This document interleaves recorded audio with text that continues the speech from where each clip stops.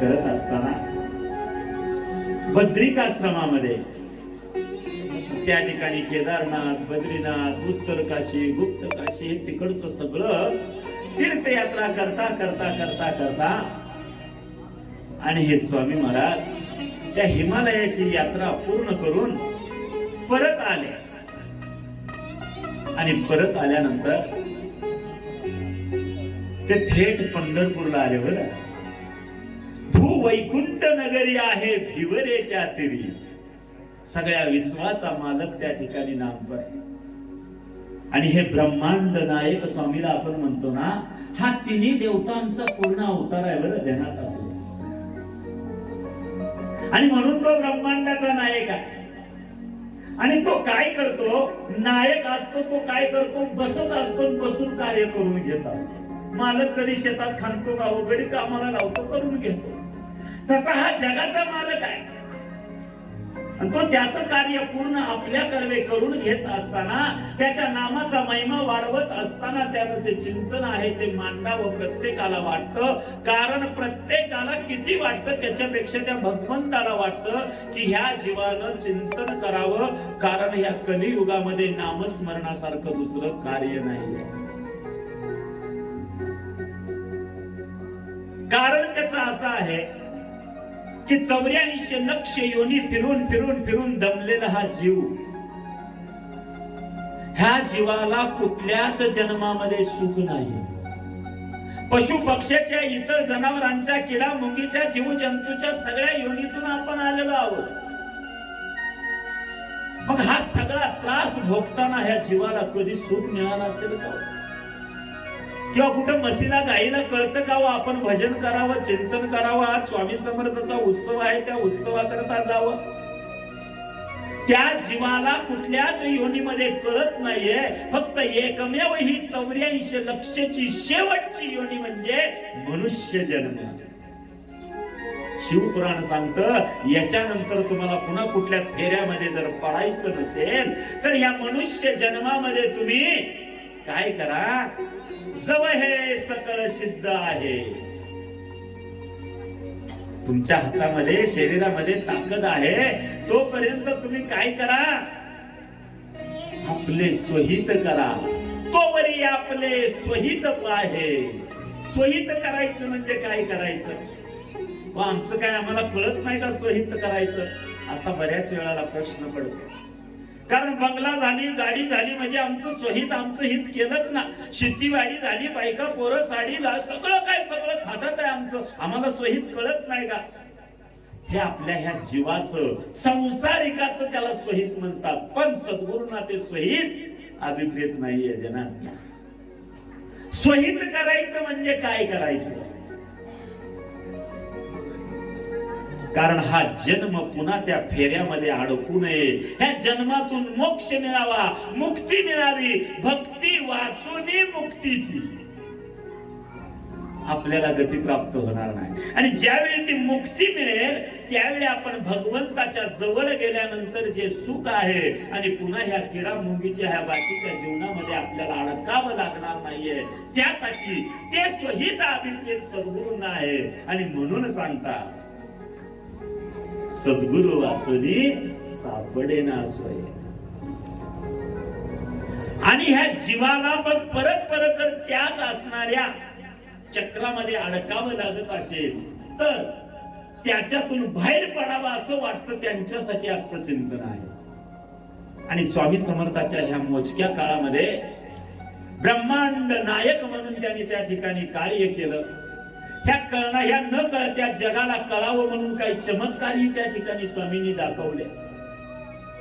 मात्र हा जगाचा मालक प्रत्येकासाठी कार्य करतो. त्यासाठी काय करावं लागतं? तुकोबरायाला प्रश्न केला लोकांनी. तुकोबराय तुम्ही सांगतात सद्गुरू वाचून सोय सापडत नाहीये, मार्ग सापडत नाहीये. असे सापडलेले मार्ग कोण आहेत का हो? किती जणांना हा मार्ग सापडला?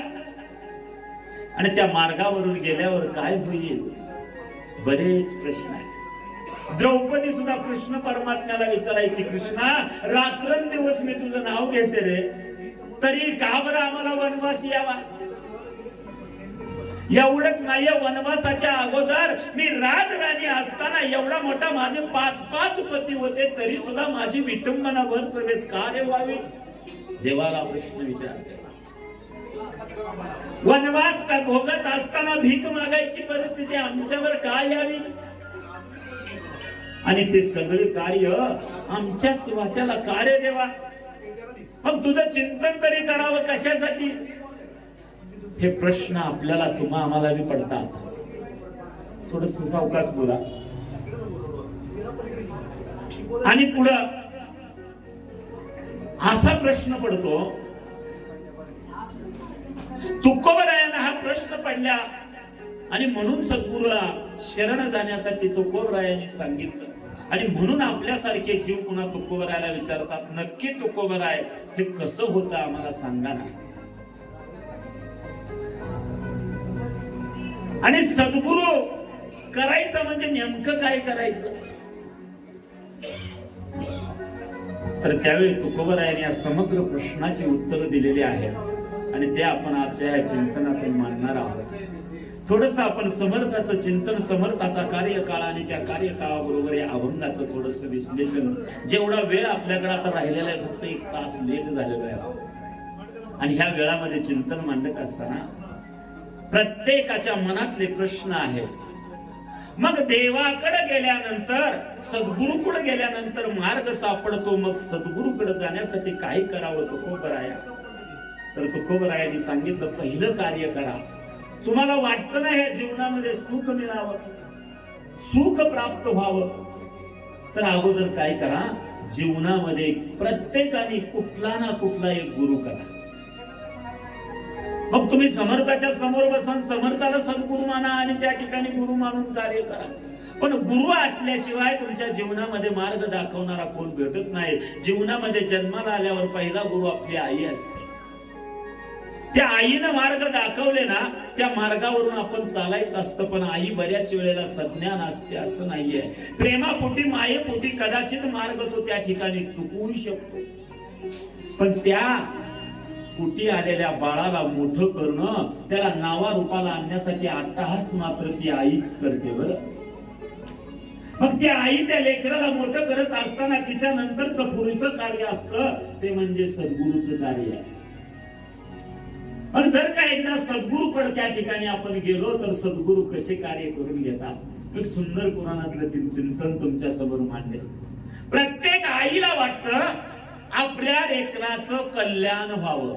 असं न वाटणारी आई मिळेल का हो कुठं? प्रत्येक आईला वाटतं माझं लेकरू म्हणजे बाकीच्या पेक्षा वेगळं व्हावं, चांगलं व्हावं, म्हणून ती रात्रंदिवस अट्टहास करते. आणि जर का चुकून ते लेकरू वाया चाललं तर नको त्याच्या पाया पडेल, पण म्हणते माझ्या लेकराला तेवढं सांगावं. आणि त्या लेकरासाठी ते अट्टहास करते. आणि त्या आईनंतर जर कोणी जर असा अट्टहास करत असतील तर ते संत आणि ते सद्गुरू करतात. आणि असं झालं होतं. एक पुराणामध्ये सुंदर चिंतन आहे.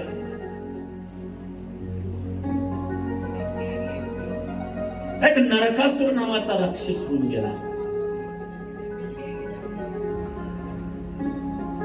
तो राक्षसाचा जन्म कसा झाला बघा.